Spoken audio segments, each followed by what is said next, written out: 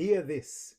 The other day, two of my friends, we were invited to this very interesting ceremony.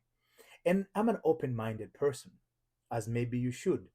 In that ceremony, two of us, with two of my friends and myself, when we attended this ceremony, it was a ceremony of giving the right of a child. That's what it was termed. And we were called, since we are friend to the person who is giving right of a child, their newborn.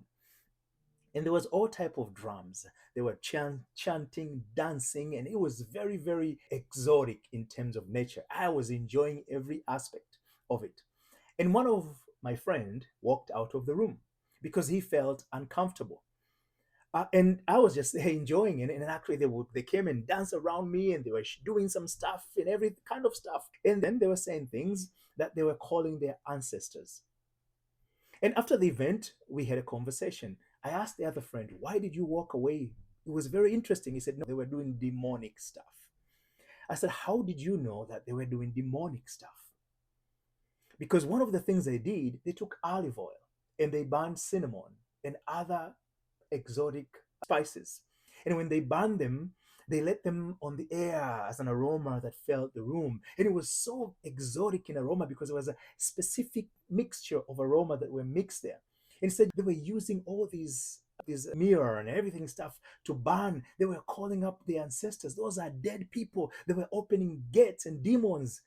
And I said, interesting, because you read about the book of the Bible you call the Bible, and in this book it talks about some people who are dead. Moses, they talk about Abraham, they talk about Jacob, they talk about David, they talk about Solomon, they talk about Jesus, and in fact you call in the name of Jesus who is dead.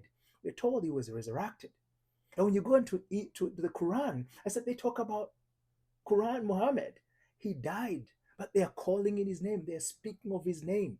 So I said, so what is the difference? He said, because that is of God. I said, who told you that? That is the question of the day. And this doesn't mean to say that there is something less in the Bible.